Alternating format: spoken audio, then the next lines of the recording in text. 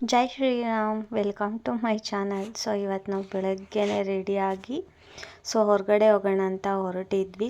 ಕಿಟ್ಟಿ ಸ್ನಾನ ಎಲ್ಲ ಮುಗಿಸ್ಕೊಂಡು ದೇವ್ರಿಗೆ ಕೈ ಮುಕ್ಕೊಂಡು ನಾನು ಬೆಳಗ್ಗೆ ಪಾಪಕ್ಕೆ ಟಿಫನ್ಗೆ ಅಂತ ಪುಳಿಯೋಗರೆ ಮಾಡಿದ್ವಿ. ಟಿಫನ್ ಎಲ್ಲ ತಿನ್ಕೊಂಡು ರೆಡಿ ಆದ್ವಿ. ಎಲ್ಲಿಗೆ ಹೋಗ್ತಿದ್ದೀವಿ ಅಂತಂದರೆ ವಯನಾಡ್ಗೆ. ಯಾಕೆ ಅಂತಂದರೆ ಇವತ್ತು ನಮ್ಮದು 11ನೇ ವರ್ಷದ ಆ್ಯನಿವರ್ಸರಿ. ಪಾಪು ಅಳ್ತಾ ಇದ್ದ, ನಾವು ಟ್ರಿಪ್ಗೆ ಹೋಗ್ತಾ ಇದ್ದೀವಿ ಅಂತ. ಏನು ಮಾಡೋಕ್ಕಾಗಲ್ಲ, ನಾವು ಹೋಗ್ತಾ ಇರೋದೇ 2 ವೀಲರಲ್ಲಿ. 3 ಜನ ಹೋಗೋದಕ್ಕಾಗಲ್ಲ. ಇನ್ನು ಅವನು ಅಳ್ತಿದ್ನಲ್ಲ ಅಂತ ನನಗೂ ಅಳು ಬರ್ತಾಯಿತ್ತು. ನಾನು ಗಾಡೀಲಿ ಹೋಗುವಾಗ ಅಳ್ತಾ ಇದ್ದೆ, ಅವ್ನು ಹತ್ಬಿಟ್ನಲ್ಲ ಅನ್ನೋದೊಂದು ಫೀಲ್ ಆಯಿತು.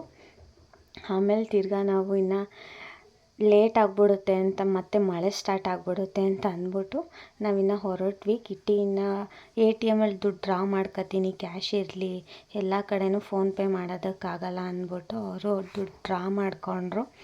ನಾವು ಇನ್ನು ಬಂಡೀಪುರದ ಹತ್ರ ಬಂದಾಗ ನಮಗೆ ಇದು ಗ್ಲಾಸ್ ಬ್ರಿಡ್ಜ್ ಕಾಣಿಸ್ತು. ಎಲ್ಲರೂ ಸನ್ಫ್ಲವರಲ್ಲಿ ಫೋಟೋ ತೆಗೆಸ್ಕೊತಾಯಿದ್ರು. ನಾವು ಫೋಟೋಸ್ ತೆಗೆಸ್ಕೊಳ್ಳೋಣ ಅಂತ ಹೋದ್ವಿ. ಅವರು 50 ರೂಪಾಯಿ ಚಾರ್ಜ್ ಮಾಡಿದ್ರು. ಹಾಗೆ ಒಂದೆರಡು ಫೋಟೋಸ್ ವೀಡಿಯೋಸ್ ತೊಗೊಂಡು ಬಂದ್ವಿ. ನಮ್ಮ ಜನ ಈ ಸೂರ್ಯಕಾಂತಿ ಹೂವಕ್ಕೆ ಎಷ್ಟು ಇದಾಗವ್ರೆ ಅಂತಂದರೆ ನಮಗೆ ನಗು ಬರುತ್ತೆ. ಏನು ಕಾರ್ ಅವರು ಎಲ್ಲರೂ ನಿಲ್ಲಿಸಿ ಆ ಸನ್ಫ್ಲವರ್ ಹತ್ರ ಹೋಗ್ಬಿಟ್ಟು ಫೋಟೋ ತಗೊತಾಯಿದ್ರು. ಬಟ್ ಚೆನ್ನಾಗಿತ್ತು. ನಾವಿನ್ನು ಬಂಡೀಪುರ ದಾಟಿದ್ವಿ ಫಾರೆಸ್ಟು. ನನ್ನ ದುರಾದೃಷ್ಟ ಏನು ಅಂದರೆ ಒಂದು ಆನೆನೂ ಕಾಣಿಸ್ಲಿಲ್ಲ, ಒಂದು ಜಿಂಕೆನೂ ಕಾಣಿಸ್ಲಿಲ್ಲ. ಆಮೇಲೆ ತಿರ್ಗಾ ನಾವು ಇನ್ನು ಮುಂದೆ ಬಂದ್ವಿ, ಚೆಕ್ ಪೋಸ್ಟ್ ದಾಟಿದ್ವಿ. ಆಮೇಲೆ ಮತ್ತೆ ಮಳೆ ಸ್ಟಾರ್ಟ್ ಆಗೋಯಿತು. ನಾವು ರೈನ್ ಕೋಟ್ ಎಲ್ಲ ತೊಗೊಂಡು ಹೋಗಿದ್ವಿ.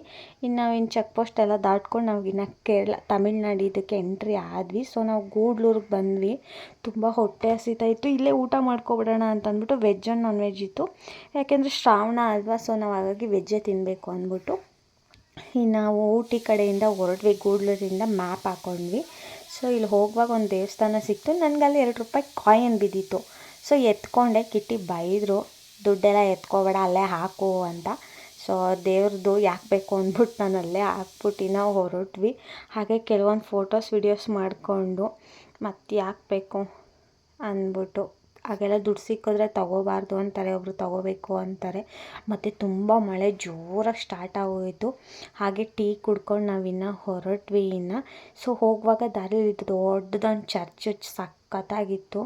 ಆಮೇಲೆ ತಿರ್ಗಾ ತುಂಬಾ ಇಷ್ಟ ಆಯಿತು. ನಾವು ಫಸ್ಟ್ ಹೋಗಿದ್ದೇನೆ ಎಡಕಲ ಕೇವ್ಸ್ಗೆ. ಅದು ಸಖತ್ತಾಗಿತ್ತು. ಮ್ಯಾಪ್ ಹಾಕ್ಕೊಂಡೇ ನಾವಿನ್ನು ಎಡಕಲ ಕೇವ್ಸ್ಗೆ ಹೋದ್ವಿ. ನಾನು ಅಂದ್ಕೊಂಡಿದ್ದೇನು ಅಂತಂದರೆ ಬೆಟ್ಟ ಅಂತ ಅಂದ್ಕೊಂಡೇ ಇರಲಿಲ್ಲ. ಆದರೆ ಅದು ನೋಡಿದ್ರೆ ಬೆಟ್ಟ ತುಂಬ ಕಷ್ಟ ಅನ್ನಿಸ್ತಾಯಿತ್ತು. ಬ್ಯಾಗ್ ಬೇರೆ ಹೆವಿ ಬ್ಯಾಗ್ ತೂಕ ಇತ್ತು. ಬ್ಯಾಗ್ ಇಟ್ಬಿಟ್ಟು ನಾನು ಕಿಟ್ಟಿ ಇನ್ನು ಹತ್ಕೊಂಡು ಹೋದ್ವಿ.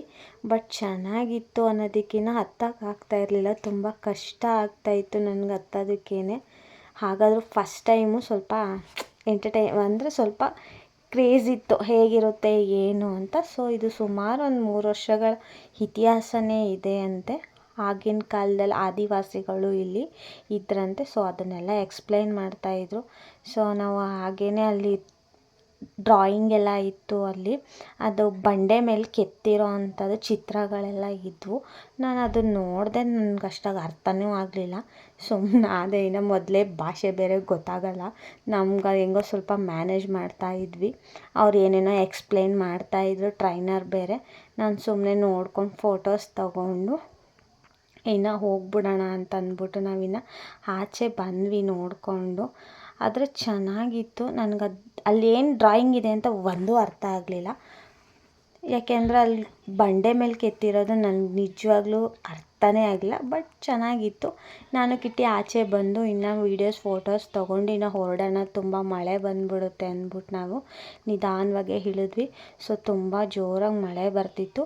ನಾವು ರೂಮ್ ಬುಕ್ ಮಾಡಿದ್ವಿ, ಬಟ್ ಬುಕ್ ಮಾಡಿರೋ ರೂಮ್ಗೆ ಹೋಗಲಿಲ್ಲ.